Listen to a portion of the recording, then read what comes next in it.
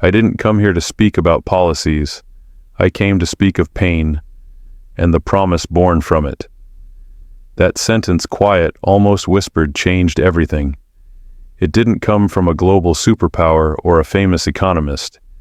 It came from a man in a modest military uniform standing before the most powerful people on Earth at the 2024 Global Summit in Geneva.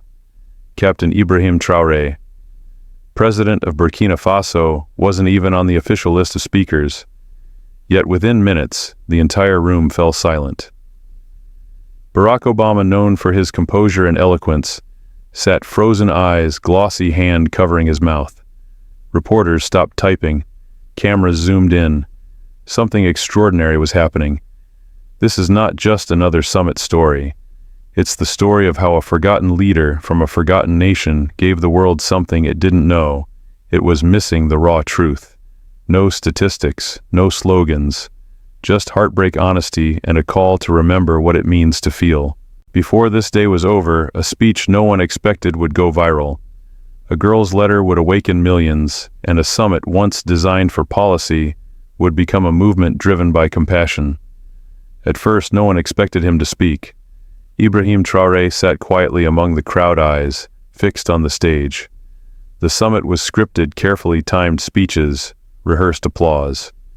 His name wasn't on the agenda, yet when a young delegate from Niger rose trembling and asked if he could share a few words, the room hesitated. One looked toward Barack Obama, who nodded gently, and history shifted. Traoré stood, no papers, no teleprompter, just a man with a story. I didn't come here to speak about policies, he began. I came to speak of pain, and the promise born from it. His voice was soft but clear. Cameras zoomed in.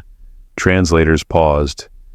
For the next several minutes, the world watched a man unfold his truth, not through numbers, but through names. In the past year, he said, I've seen boys digging through trash for food. Girls married at 13, not in a war zone, but in villages forgotten by men in suits. The room froze. Even the most seasoned diplomats turned their heads. This was not rhetoric. This was grief turned into words. He spoke of his childhood, a home without electricity, a father who died, carrying bricks for strangers who never knew his name. I was not born to lead, Traoré said, his voice trembling, but even the forgotten can rise. Then came the story of his brother Khalifa. When Khalifa was 10, he walked 5 miles for bread. He never came back. Someone stabbed him for a piece of dry bread. A gasp rippled through the hall. Barack Obama's jaw clenched, his hands folded. His eyes did not blink. That's what poverty does, Traoré continued. It doesn't just steal food, it steals dignity. It teaches children to fight, not live. You could hear people sobbing. Even the translator stopped typing. He looked at the crowd, then at Obama. No African child should grow up believing their life is worth less than a child in Paris or New York. Silence. Heavy, sacred silence. Traoré's hands trembled, not from nerves, but from holding back years of buried pain. My brother died for bread, but I am here to feed a different hunger, a hunger for justice. Obama leaned forward, one hand over his mouth. A tear formed, slowly, quietly. He didn't wipe it away, he let it fall. And when it did, the entire room knew this wasn't just a summit anymore. It was a reckoning. A moment of truth that would echo far beyond Geneva. The moment Ibrahim Traoré stepped down from the podium, the room didn't erupt in applause. It couldn't. Not because the audience didn't want to respond, but because they physically couldn't move. A silence thicker than any speech hung over the summit hall. People sat, stunned eyes, glazed hearts heavy. Then Barack Obama stood. He walked slowly to the microphone, every step echoing in the stunned stillness. Placing both hands on the podium, he looked straight at Traoré. You asked a question, he said softly, and I don't have an answer, but I've never heard anything like what you just said. He turned to the crowd. Ladies and gentlemen, I think we need to sit down and listen to this man, really listen. And the world began to change. That evening, social media exploded. The clip of Traoré's speech spread like wildfire across countries, languages, time zones. Within 12 hours, over 100 million people had seen the moment Barack Obama cried. Hashtags trended. News anchors wept on air. But more than that, people acted. A teacher in New York launched a fundraiser to build a roof for the school Traoré had described. A nurse in Brazil pledged her salary to donate medical equipment to clinics in Burkina Faso. An 11-year-old boy in Tokyo mailed his only pair of shoes, cleaned and polished, to the Burkina Faso embassy. The next morning, Traoré returned to the stage, this time uninvited. This time carrying something in his hand, a small flash drive. "I want to show you something," he said. The screen behind him flickered. A shaky video appeared, filmed on a phone. Children sat on stones. A woman taught math on a chalkboard made of cardboard. No roof, no walls, no desks. Just determination. "This," he said, "is Euroshuga Primary School, one of $4,000 schools in my country, with no proper buildings, no toilets, no electricity." Gasps filled the room. Then he revealed something else. "Last month I visited this school. One child walked barefoot for 3 hours to be there. She told me, 'Captain, I want to be a doctor so I can stop children from dying like my brother.'" The hall broke again. Traoré held up a piece of paper. "She gave me this. She asked me to read it if I ever met someone powerful enough to help." He unfolded the letter. "Dear big leader, my name is Fatu. I am 9 years old. My brother died in my hands because we don't have a hospital. I tried to carry him on my back, but he stopped breathing. I don't want toys. I want books and shoes, and a chair so I don't sit on ants." Her final line cracked Traoré's voice. "If you help, I will become a doctor. And I will help someone else, I promise." He paused. Fatu is watching this summit right now, on her neighbor's TV, and that was the moment the world broke, not from pain, but from awakening. From silence came tears, and from tears came movement. By now, Ibrahim Traoré was no longer just a speaker. He had become a voice the world couldn't ignore. The day after his first speech, he returned to the summit stage, not as a scheduled guest, but as someone the world now needed to hear again. "I'm not here for applause," he said softly. "I'm here for Khalifa, for Fatu, for every child still waiting for justice." He held up a worn photograph. "This is what we call a hospital in Djibo," he continued. On the screen, a cracked wall, a rusted IV pole, and 2 nurses using phone flashlights to deliver a baby appeared. There was a night, he said, when the generator failed. A boy named Salif needed oxygen. The nurse ran outside screaming for help. None came. I held that boy's hand. I told him a story. Even though I knew he might not survive the hour. He paused. Salif passed away at 2:17 a.m. His last words were, "Tell my mom I didn't cry." The summit broke. Grown men wiped their eyes. Reporters forgot their deadlines. Even translators paused. Barack Obama didn't speak. Not yet. But his face said enough. That night, a previously unseen video surfaced footage from 6 months earlier, showing Traoré inside a remote clinic, bandaging a child's leg without gloves, kneeling in the dust, whispering softly. No security, no press, just love. A journalist captioned it, "This is the man the world ignored, until now." Within hours, it hit 50 million views. Doctors Without Borders issued a public statement. "We've never seen a sitting head of state do this, not off camera." Obama finally stood. "When I was president, I saw pain," he said. "But I never cried in public, not once. Yesterday I cried, because I realized I never listened deeply enough. Not to voices like Fatu's, not to leaders like Ibrahim." Then came breaking news. A UN representative interrupted the summit with an urgent update. A devastating earthquake had struck eastern Burkina Faso. Schools and clinics were down. Hundreds feared trapped. Cameras turned to Traoré. "I must go," he said without hesitation. But President Traoré, the moderator, asked, "You're scheduled to close the summit." He looked out across the room of global leaders. My summit, he said, is where my people are trapped under dust. He turned and walked out. No suit, no ceremony, just resolve. That night, satellite footage showed him at the quake site digging rubble with his bare hands beside villagers. CNN called it the most selfless act of modern leadership. A BBC anchor teared up live. Across continents, people didn't just admire him, they followed him. A 6-year-old boy was pulled from the rubble after 18 hours. Dust-covered and frightened, he clung to Traore and whispered, "Are you my father?" Traore paused. He nodded slowly and replied, "Today I am." That moment broke the internet. Not because it was staged, but because it was real. In the final hours of the summit, after the tears, the silence and the awakening, there was no closing speech scheduled, yet everyone knew only one voice could bring this gathering to an end. Barack Obama stood once more. He didn't look like a politician, he looked like a man changed.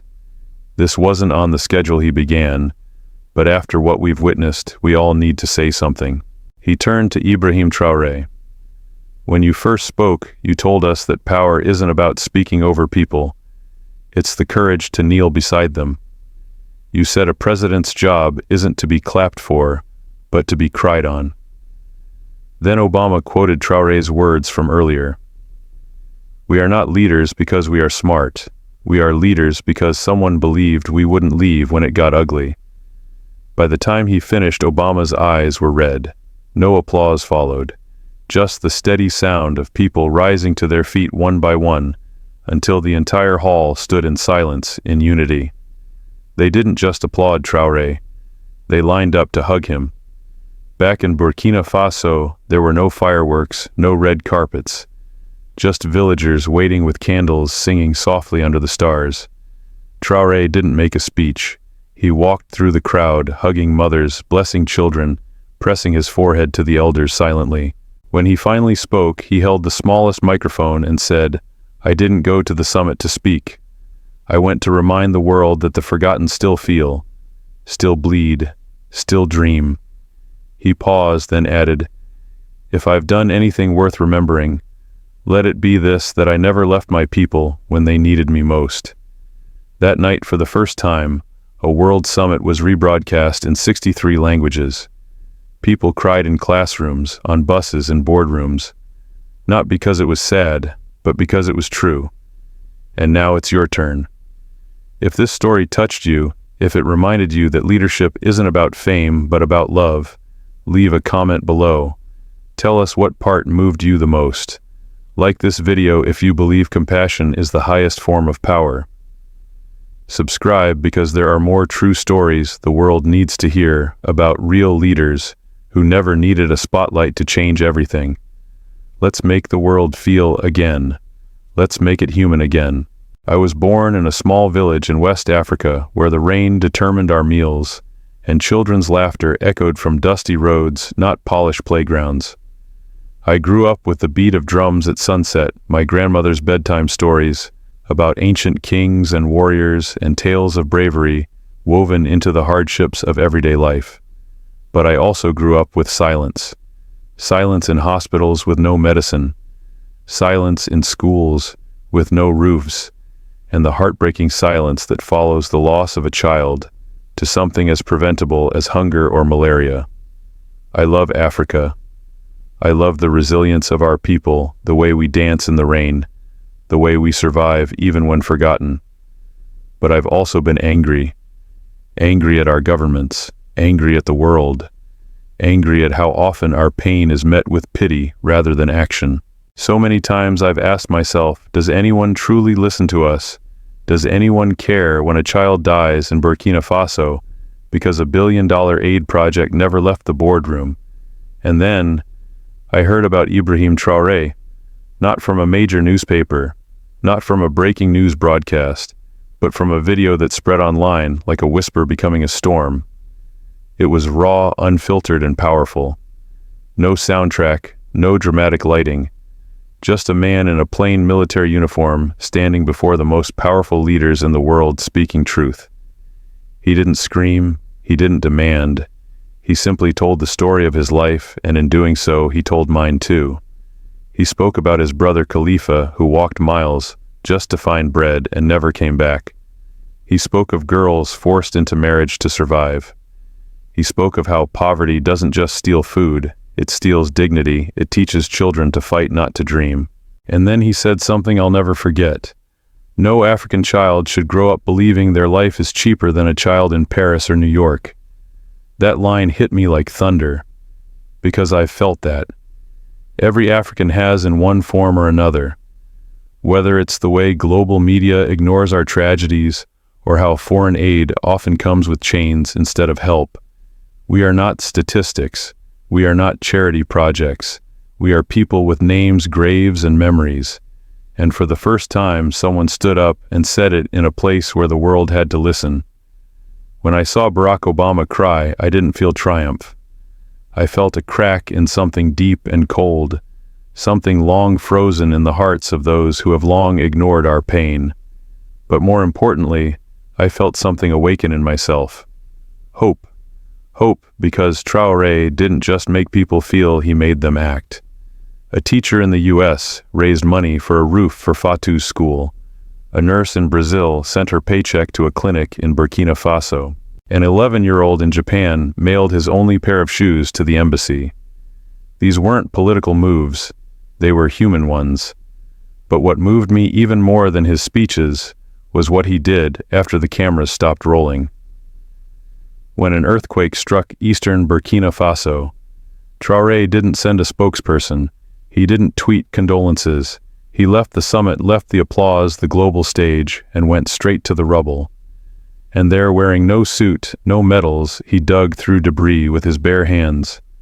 When a 6-year-old boy was pulled out alive, dusty and terrified, and asked him, "Are you my father?" Traore answered, "Today I am." That is leadership. In that moment, I saw the kind of Africa we dream about. An Africa that doesn't wait for permission to care. An Africa where presidents don't hide behind protocol, but hold the hands of the broken. An Africa where we lead not by titles but by heart. I'm not naive. I know one man can't fix centuries of exploitation and injustice. I know there are still wars to end, economies to rebuild, and systems to reform. But I also know this hope is contagious. And when a leader dares to truly feel, he reminds others that they can too. Ibrahim Traoré has reminded the world that Africa is not helpless. We are not defined by our poverty, but by our potential. And perhaps most importantly, he reminded me that I do not need to wait for the world to save us. We are capable of saving ourselves. I am African.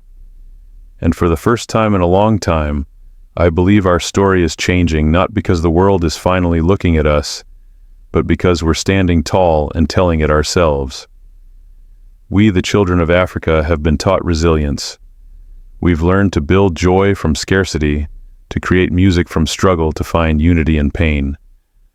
But somewhere along the way, many of us stopped believing in change. We learned to lower our expectations, not because we lacked ambition, but because disappointment became too familiar. But today I feel something shift inside me. Ibrahim Traoré's words were more than a speech. They were a mirror, a reflection of everything we carry in our hearts, but have never had the stage or the permission to say. And when he cried, when his voice cracked reading Fatu's letter, I cried too. Because I saw myself in that little girl. I saw my village. I saw the school without walls, the hospital without power, the dreams that always seemed just out of reach. And for the first time, someone didn't pity us. He honored us. Traoré didn't ask for foreign pity. He didn't beg for aid. He asked for partnership. He asked the world not to look at Africa as a broken continent, but as a continent full of wisdom, strength, and solutions. His message was clear. We don't want your sympathy. We want your respect. That is what made his message revolutionary. Because for too long, Africa has been spoken for. We've been reduced to headlines, famine, conflict, corruption. Rarely do we get to define our narrative. But when Traoré stood before the world, he reclaimed our story with dignity. And now, as a young African, I ask myself, what can I do with this hope? because hope without action is just sentiment. And Traore has reminded me that every act counts. The roof over Fatu's school didn't come from governments, it came from a teacher in New York. That's the Africa I want to help build. One where solidarity crosses oceans, where children like Fatu don't just dream about being doctors but become them. His story also made me look inward. I thought about my own village, my school, the friends I lost to diseases that no child should die from. I thought about the dreams I once buried, because I believed no one was listening. But now I realize if we wait for someone else to lead, we may wait forever. If we want change, we must start with ourselves. I want to become a teacher, not just to teach math or history, but to show children that they matter, that their lives are not an afterthought, that their voice, no matter how small, can echo across the world, just like Fatu's did. I want to be the kind of adult I wish I had growing up, because what Traore has shown us is that leadership isn't about power, it's about presence. It's not about sitting in high places, but about kneeling beside those who've fallen. It's about remembering the forgotten, feeding the hungry, not just with food, but with dignity. And this movement isn't just about one man, it's about all of us. It's about every mother who keeps her child alive through impossible odds, every father who walks hours for work to buy one bag of rice, every student who studies under candlelight because electricity is a luxury. These are the heroes of Africa. And now we have a leader who speaks their language, not the language of power, but the language of pain, love, and purpose. I dream of an Africa where presidents cry not from weakness, but from feeling. I dream of a continent where compassion sits at the same table as policy, where aid is not imposed, but invited, where children don't die because someone in a suit forgot to care. And I believe truly that this dream has already begun. I know there are those who doubt, who say it's just emotion or one man can't fix everything. Maybe they're right. But maybe they're also forgetting something. Movements don't start with answers. They start with honesty. And Ibrahim Traoré has given us that. He has given us a truth that hurts, yes, but also heals. And now it is up to us, the people of Africa, to carry it forward. Let us build more schools with real roofs. Let us fill those schools with girls like Fatu and boys like Khalifa, whose names will no longer be forgotten. Let us remind every child in every dusty village that their life matters not just to their family, but to the future of this continent. Let us stop asking, will the world help us, and start asking, what can we build together? Africa deserves more than survival. We deserve joy, justice, opportunity. And thanks to Traoré, we are reminded that it is not only possible, it is necessary. And now I see something even more important than applause or admiration, blooming across the continent: responsibility. A quiet awakening, not only in the hearts of ordinary people, but in the souls of future leaders, teachers, nurses, and builders of our tomorrow. Ibrahim Traoré didn't just bring tears to the world's eyes, he brought a challenge to its conscience, and to ours. Because now we know we can be heard. We can move nations without armies, shift policy without power, and heal wounds without wealth. But to do so, we must become vessels of the same courage, humility, and service that Traoré embodied in Geneva. The story isn't his alone anymore. It belongs to every African child who dares to hope again, to every youth who refuses to wait for change, and instead becomes the change. I watched that summit not from a presidential palace or a university auditorium, but from a small room with flickering lights, surrounded by friends who stopped everything, just to witness a leader feel. And as his words washed over us, something shifted. We stopped complaining and started dreaming. We stopped blaming and started planning, because Traoré did not deliver a monologue. He handed us a torch, and now we must carry it forward into our classrooms, our clinics, our homes, into our art, our music, our politics, not with bitterness, but with belief. Belief that even the most forgotten corners of our continent can birth revolutions not of war, but of dignity. When Fatu's letter was read, I didn't just cry for her, I cried for the millions like her. And I promised myself never again will I let their dreams die in silence. Her words echoed with a clarity that no policy paper has ever reached. If you help, I will become a doctor, and I will help someone else. That is not just a plea, that is a blueprint. We must build a world where that promise is not a miracle, but a right. Where Fatu does become a doctor. Where Khalifa's story is not repeated. Where Salif's name lives not only in sorrow, but in schools, hospitals, and scholarships named after children who dared to dream amidst despair. Because if we do nothing with this emotion, if we let the tears dry without action, then we betray the very moment that gave us back our voice. But if we act, if we build, if we listen, then this moment becomes the first chapter of Africa's new story. A story written not in pity but in power, not in silence but in song. And so I write these final words not as a conclusion but as a call. To the teacher reading this, teach with fire in your heart and remind every child that they are seen. To the doctor, heal not just with medicine but with compassion. To the student, study not just to escape poverty but to return and transform it. To the world, do not look away. And to President Ibrahim Traoré, thank you for reminding us that even in the dust flowers grow, that from forgotten places unforgettable voices rise, and that the truest power is to serve. Let this be more than a story. Let it be our beginning.